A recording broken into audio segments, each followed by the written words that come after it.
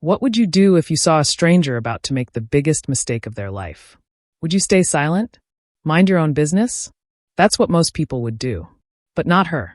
A barista with a painful past did something that saved a man's entire company. And in doing so, she saved herself. This story will make you cry, make you think, and maybe, just maybe, make you speak up the next time you see something wrong. Watch till the end, because the twist will leave you speechless. Welcome to Voice of Granny. While you are here, please hit the subscribe button and comment your view on the story and where you're watching from.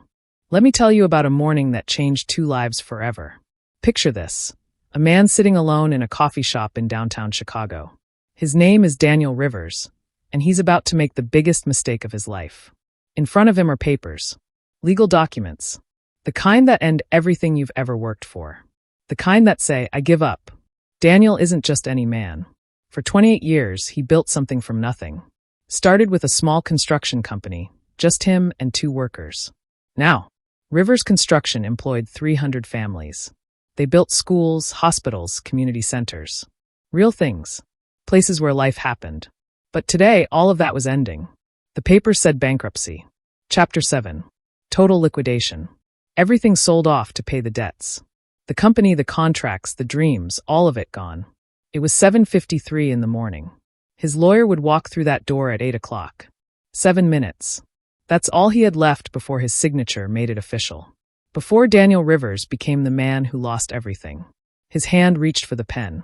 A simple black pen, nothing fancy. But his fingers were shaking. Not from fear, he was past fear. This was something deeper. His body knew what his mind was trying to ignore. That signing these papers felt like dying while still breathing. The coffee shop was quiet. Too quiet. A few early morning customers tapped on laptops, lost in their own worlds. Steam rose from coffee cups. Somewhere, a radio played soft jazz. Normal people having normal mornings, while Daniel's world was collapsing. He'd been coming to this coffee shop for 15 years. Same corner booth. Same black coffee, no sugar. This place had seen him celebrate his first $1 million contract. Seen him plan building projects on napkins. Seen him grow from a young man with calloused hands and big dreams into someone people called Sir. Now it was witnessing his end. Daniel picked up the pen again. His eyes burned. When was the last time he slept? Really slept, not just that restless half-awake state where your mind keeps calculating losses, adding up failures, replaying every mistake? 3 weeks. A month. His wife Jennifer had left 2 months ago. Took their daughter Amy with her. Said she couldn't watch him drown anymore. Said he chose the company over his family. Maybe she was right. He'd missed Amy's last 3 birthdays because of emergency meetings. Missed anniversaries. Missed the 1,000 small moments that make a life worth living. His phone sat silent on the table. No calls from Jennifer. No texts from Amy. His board members had all resigned last month. His bank had frozen his lines of credit. His competitors were already circling, ready to pick apart his contracts like vultures. Everyone said it was over. His accountant said it. His lawyer said it. The numbers said it loud and clear. Daniel Rivers was finished. So why couldn't he sign? His hand moved toward the paper again. This time, it made it all the way to the signature line. The pen touched the page. Just write your name, he thought. End this. Let it be over. Excuse me? The voice came from his left. Soft, almost apologetic. Daniel didn't look up. I'm busy, he said, though he wasn't. He was just sitting there, frozen, trapped between the man he used to be and whoever he was about to become. I know, and I'm really sorry to bother you. The voice came closer. But I think you're making a mistake. That made him look up. She was young, maybe 30, wearing the coffee shop's brown apron with a name tag that said Rachel. She had kind eyes and flour dust on her cheek, probably from the pastries they baked in the back. She held a coffee pot in one hand, but she wasn't offering refills. She was looking at his papers. Excuse me? Daniel's voice came out harder than he meant. The voice of a man who'd been knocked down so many times that kindness felt like another setup for pain. Rachel didn't step back. She set the coffee pot down on his table, right next to the papers. Those documents. I saw them earlier when I was wiping tables. I wasn't trying to snoop, I promise.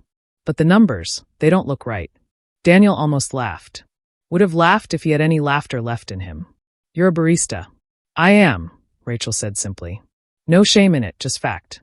But I used to work in finance before. She stopped. Something passed across her face, something heavy and sad. Then she straightened her shoulders. Before life happened. Can I look? Just for a minute. He should have said no. Should have told her to mind her own business. Go back to making lattes and toasting bagels. This was his failure. His private disaster. Not a show for strangers who felt sorry for him. But something in her voice stopped him. That quiet certainty. That look in her eyes that said she wasn't asking out of pity. She was asking because she actually thought she could help. And God help him. Daniel was desperate enough to let her try. You have 5 minutes, he said, sliding the papers across the table. Then my lawyer gets here and this becomes real. Rachel sat down in the booth across from him. She pulled the papers close, and her eyes started moving. Fast. Scanning columns of numbers and legal terms that had taken Daniel's lawyers months to prepare. He watched her face, looking for the moment she'd realize she was in over her head. Waiting for the embarrassed smile, the apology, the quick exit. But Rachel's expression changed. Her eyes narrowed. Her finger stopped on something near the middle of the 3rd page. Wait, she said. This doesn't make sense. And just like that, with 2 minutes left before everything ended, Daniel Rivers felt the first flicker of something he thought was dead forever. Hope. Rachel's finger moved down the page like she was reading a story only she could see. Daniel watched her, his heart beating faster now. Beating like it remembered how to want something again. This property assessment, Rachel said, tapping the document. Your warehouse complex on the south side. They've listed it twice. Once here under commercial real estate, and again here under business assets. That's the same property, but they're counting it as 2 separate debts. Daniel leaned forward. The coffee shop noise faded away. All he could hear was her voice and the blood rushing in his ears. What? Look. Rachel turned the paper so he could see. The address is the same. Warehouse 12, Industrial Park Drive. But in this column, they're saying you owe $2.8 million on it. And in this column, they're saying you owe another $2.8 million. That's the same mortgage counted twice. That's $2.8 million in debt that doesn't actually exist. Daniel's mind was racing now, pulling up details he'd been too exhausted to think about clearly. The warehouse. He'd bought it 8 years ago, split it into rental units for small businesses. The loan had been restructured 3 years back when he expanded. 2 different banks, 2 different payment schedules, but 1 property. His lawyers had pulled documents from a dozen different sources. Nobody had cross-checked. Nobody had noticed they were double counting. That's not all, Rachel said. She was flipping pages now, her movements quick and certain. Not hesitant anymore. This was someone who knew what they were doing. Your revenue projections for this year. They're using last year's numbers. But didn't you just win that contract to build the new community college in Evanston? Daniel felt his chest tighten. We did. Signed it 6 weeks ago. $15 million project. Then these projections are completely wrong, Rachel said. They're saying your company will bring in $20 million this year. But with the college contract, it should be at least $35 million. That changes everything about whether you can pay your debts. She kept reading. Daniel watched her face, and something was happening inside him. Something breaking open. Not breaking apart, breaking open, like ice cracking in spring. And this, Rachel pointed to another section. This equipment loan. It says you still owe $400,000 on your construction vehicles and machinery. But didn't you finish paying that off? We did, Daniel said, his voice getting stronger. 8 months ago. My CFO, Thomas, he left the company right after. Nobody updated the records. Rachel looked up from the papers. Her eyes met his. And for the first time all morning, Daniel felt like someone was actually seeing him. Not his failures. Not his losses. Just him. A man trying to figure out if he should keep fighting or let go. If these numbers are wrong, Rachel said carefully, then your whole situation is different. You might not need bankruptcy at all. You might just need to reorganize. Maybe negotiate with your creditors, restructure some payments. But bankruptcy? That feels like you're burning down a house that just needs repairs. The words hit Daniel like a wave. Not bankruptcy. Not the end.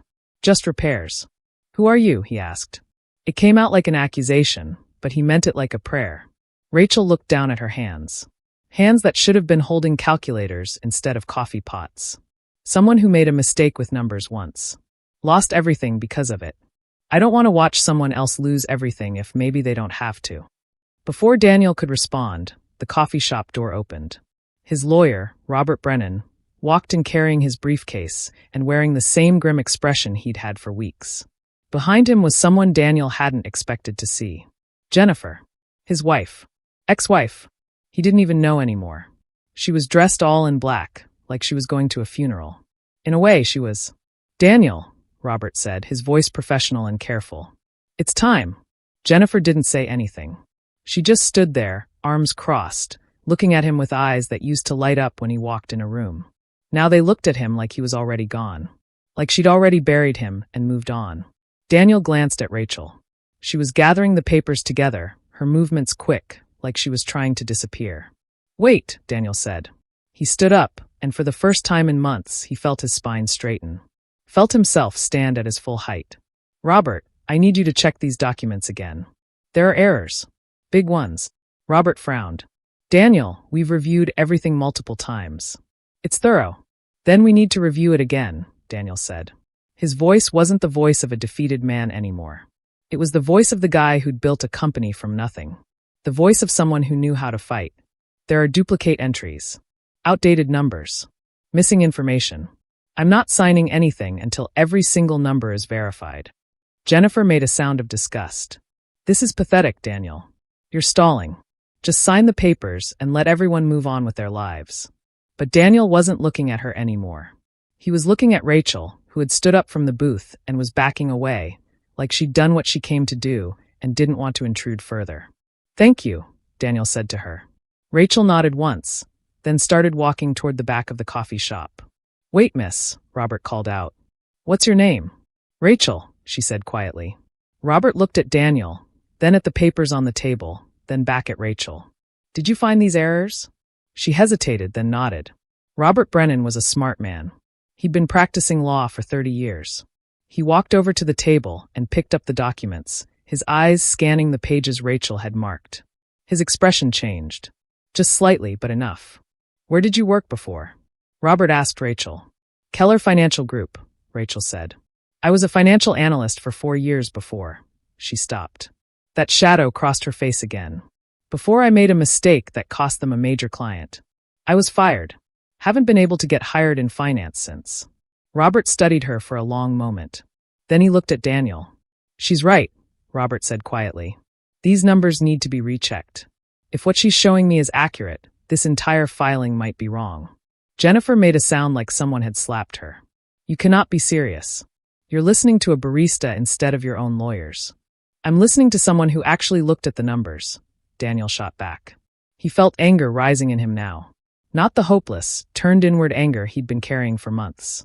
This was different. This was fire. "I'm listening to someone who cared enough to speak up when everyone else just kept telling me to give up." "Robert," Daniel continued, turning to his lawyer, "I want every single document audited today. Every number checked. Every calculation verified. I want to know the truth." Robert nodded slowly. "I'll make the calls. But Daniel, if this doesn't lead anywhere." "If it doesn't lead anywhere, I'll sign the papers this afternoon," Daniel said. "But I'm not signing them now. Not until I know for certain." Jennifer grabbed her purse. Her face was red, angry, humiliated. "You're delusional. Both of you." She headed for the door, then turned back. "When this falls apart, Daniel, don't call me. Don't come to the house. We're done. We were done a long time ago. I just finally accepted it." She left. The door swung shut behind her with a small bell chime that sounded too cheerful for what had just happened. The coffee shop went quiet. Other customers were trying not to stare, but Daniel could feel their eyes. The man having a breakdown in the corner booth. Entertainment with their morning coffee. Robert gathered up the documents and promised to have answers by noon. Then he left too, disappearing into the Chicago morning with a briefcase full of Daniel's life. And then it was just Daniel and Rachel again. "I don't know how to thank you," Daniel said. His voice cracked a little. He was exhausted, so tired he could barely stand. But underneath the exhaustion was something else. Something that felt dangerously like hope. Rachel shook her head. "Don't thank me yet. I might be wrong." "You're not wrong," Daniel said. He didn't know how he knew that, but he did. Deep in his bones, he knew. "Why did you help me?" Rachel looked down at her hands. The hands holding the coffee pot. The hands that used to hold financial reports and calculators. "Because someone should have checked my work before I submitted it. Someone should have caught my mistake before it ruined everything. Nobody did. So I guess I wanted to be that person for someone else. Daniel felt something in his chest crack wide open. What was your mistake? Rachel smiled, but there was no happiness in it. I trusted the wrong person with the right numbers. My boss at Keller Financial, he was running his own side deals, using client money for personal investments. He had me input numbers into reports, told me they were legitimate transactions. I believed him because he was my supervisor. Why wouldn't I? She took a breath. The coffee shop was filling up now. Morning rush.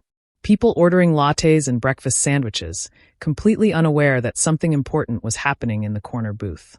When the clients found out their money was missing, my boss blamed me, Rachel continued. Said I made the errors. That I was incompetent. That I'd falsified the reports. I tried to fight it. Tried to prove what really happened. But I was 27 and he was a senior partner. Guess whose story everyone believed? They fired you, Daniel said.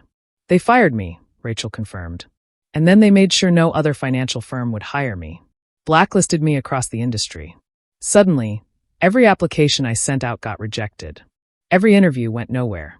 So I took the first job I could find that would pay rent. Been making coffee and serving pastries for 3 years now.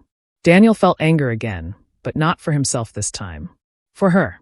For this woman who'd lost everything because someone else's corruption and then got brave enough to help a stranger anyway. That's not right, he said. Rachel shrugged. Maybe not. But it's what happened. And honestly, I'd made peace with it. Thought maybe I wasn't cut out for that world anyway. Maybe I wasn't smart enough or strong enough or whatever it takes to survive in a place like that. You caught errors that multiple lawyers missed, Daniel said. You looked at documents for 5 minutes and found mistakes that could have destroyed my company. That's not someone who isn't smart enough. That's someone who's brilliant. Rachel's eyes got shiny. She blinked fast, pushing the tears back. I should get back to work. Morning rush is starting. Rachel, Daniel said. She stopped walking. If this works out, if you're right about those numbers, I'm going to need help rebuilding. I'm going to need someone I can trust. Someone who actually pays attention. Someone brave enough to tell me when something's wrong. I make coffee now, Rachel said softly.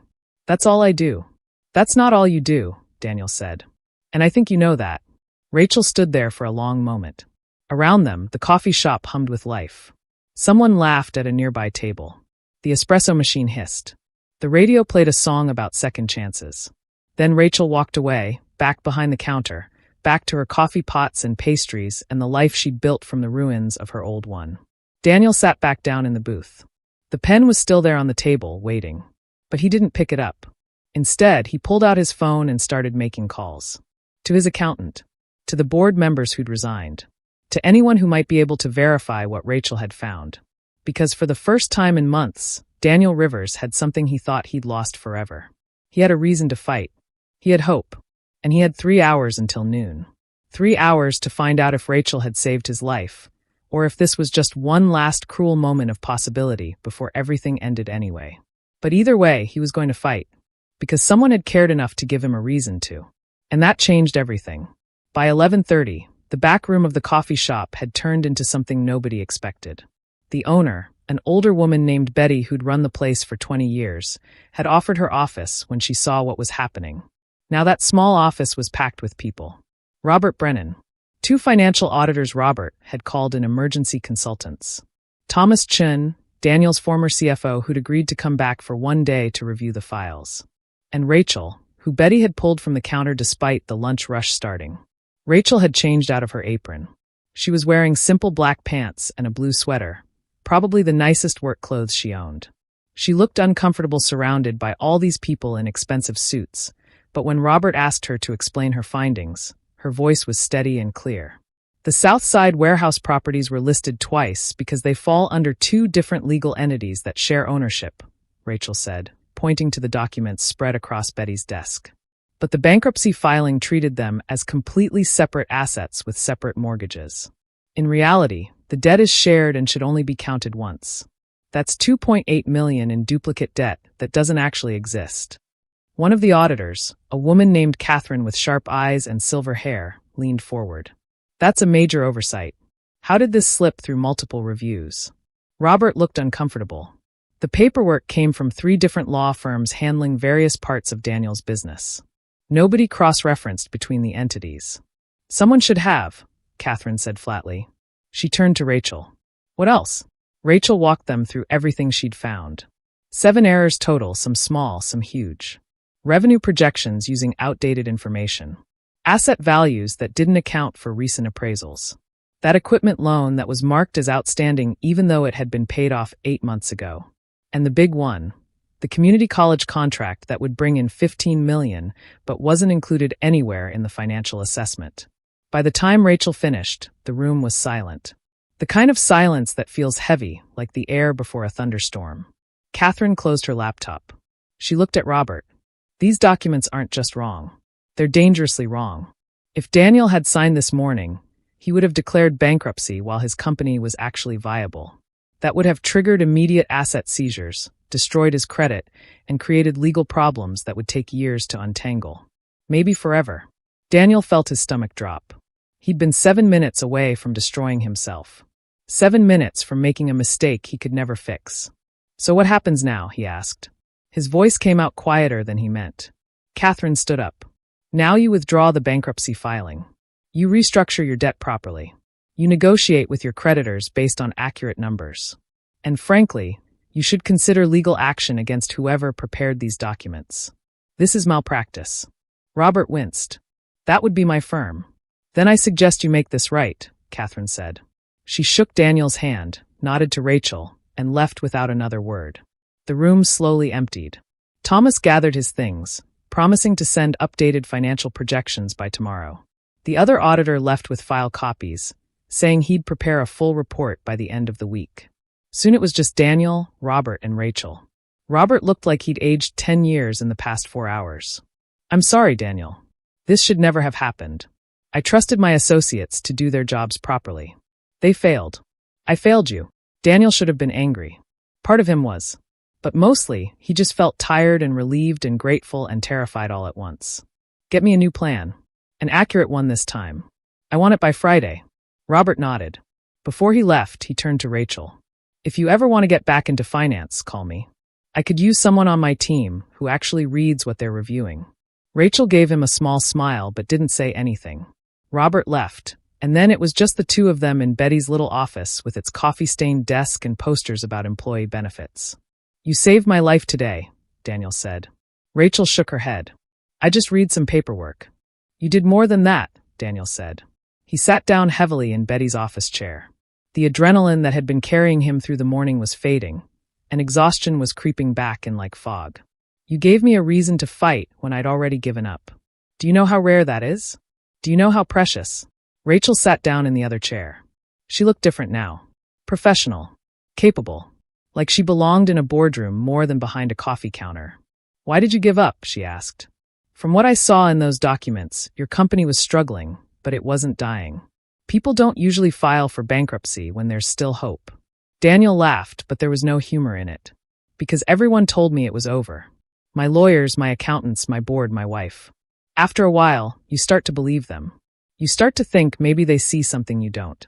Maybe you're the only one too stubborn or too stupid to accept reality. Or maybe they were all too close to see clearly, Rachel said.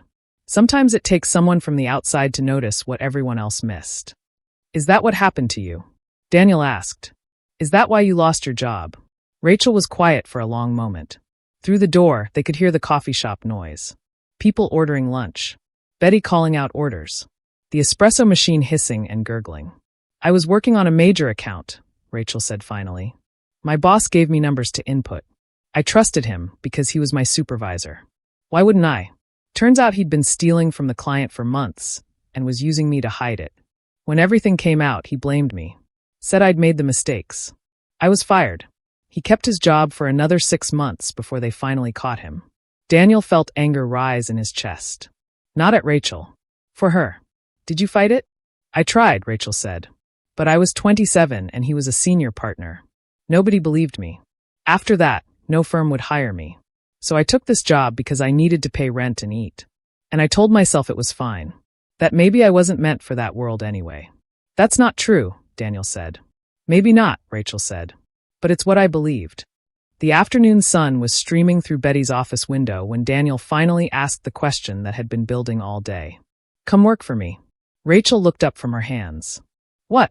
Come work for Rivers Construction, Daniel said. I need someone who can review financial documents and catch problems before they become disasters. Someone I can trust to tell me the truth even when it's hard. I think that's you. Rachel shook her head. Mr. Rivers. Daniel, he interrupted. Daniel, she said softly. I appreciate the offer. Really, I do. But I haven't worked in finance in 3 years. I don't have current certifications. I don't have references. And honestly, I don't know if I can do this anymore. Last time I trusted my instincts in this field, I lost everything. And today your instincts saved everything, Daniel said. Rachel, I'm not asking you to be perfect. I'm asking you to do what you did this morning. Pay attention. Ask questions. Speak up when something doesn't look right. That's all I need. She was quiet for a long time. Daniel didn't push. He just waited, giving her space to think. Can I ask you something? Rachel said finally. Anything. Why did your wife really leave? The question hit Daniel in the chest. He'd been expecting her to ask about salary or hours or job requirements. Not this. Because I stopped being the person she married, Daniel said honestly. I got so focused on saving the company that I forgot about everything else. My marriage. My daughter. Myself. Jennifer told me I was drowning and too proud to grab the life preserver she was throwing me. She was right. Do you think she'll come back? Rachel asked. Now that things might turn around? Daniel thought about Jennifer's face in the coffee shop that morning. The coldness. The finality. No, he said. And maybe that's okay. Maybe some things aren't supposed to be saved. But the company? That's different. That's not just about me. It's about the 300 families who work for me. The schools and hospitals we build. The kids who'll learn in buildings we constructed. If I let it die because I was too tired to fight, I'd never forgive myself. Rachel nodded slowly. I'm scared, she admitted. Of what? Of failing again. Of trusting my instincts and being wrong. Of having everyone look at me the way they did before, like I'm incompetent, like I'm a fraud. Daniel leaned forward. Rachel, let me tell you what I see. I see someone who risked embarrassment to help a stranger. Someone who spoke up even though she had no reason to get involved. Someone brave enough to walk into a room full of lawyers and accountants and tell them they were all wrong. That's not incompetent. That's not a fraud. That's someone I want on my team. Tears were running down Rachel's face now. She didn't wipe them away. What if I make a mistake? Then we'll fix it together, Daniel said. That's what teams do. Nobody works alone. Not anymore. Not after today. Rachel laughed, but it was a real laugh this time. Not bitter. Not sad. Real. Okay, she said. Okay, I'll try. I'll come work for you.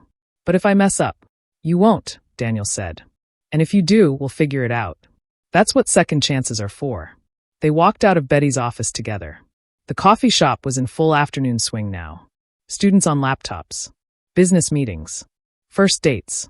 All the small moments that make up life. Betty was behind the counter, and when she saw them, she smiled. Everything work out? Yeah, Daniel said. Yeah, I think it did. Betty looked at Rachel. You leaving me? Rachel bit her lip. I'm sorry. I know it's terrible timing. Betty waved her hand. Don't be silly. I've been watching you serve coffee for 3 years knowing you're meant for bigger things. Go. Make something of yourself. And come back to visit sometimes. Rachel hugged Betty hard. Thank you. For everything. Daniel and Rachel walked out into the Chicago afternoon. The sun was bright. The air was cold. The city was alive and moving and full of people with their own problems and dreams and second chances. I have to call my daughter, Daniel said suddenly. I haven't talked to Amy in 3 weeks. I need to hear her voice. You should, Rachel said. Family matters. Don't forget that again. I won't, Daniel promised. And he meant it. They stood there on the sidewalk, these two people who'd been strangers at sunrise and were something else now. Not quite friends yet. Not quite colleagues. Something in between. Two people who'd saved each other without meaning to. Thank you, Daniel said one more time. Thank you, Rachel said back. For giving me another chance. For believing in me when I didn't believe in myself. Daniel's phone rang. It was Robert calling with preliminary numbers from the auditors. Good numbers. Numbers that meant Rivers Construction would survive. Would rebuild. Would become something even better than before. As Daniel answered the call, Rachel started walking toward the train station. But she was walking differently now. Her shoulders were back. Her head was up. She looked like someone who remembered who she used to be, who she could be again. And somewhere in that moment, on that ordinary street in Chicago, two lives changed direction. Not because of luck, not because of fate, but because one person cared enough to speak up and another person was brave enough to listen. Sometimes that's all it takes. Someone who sees you when you're invisible. Someone who believes in you when you've stopped believing in yourself.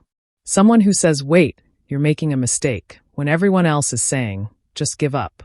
That morning, Daniel Rivers thought his story was ending. Turned out, it was just beginning. And so was Rachel's. Both of them getting a second chance. Both of them learning that sometimes the most important moment isn't when you sign something. It's when you choose not to.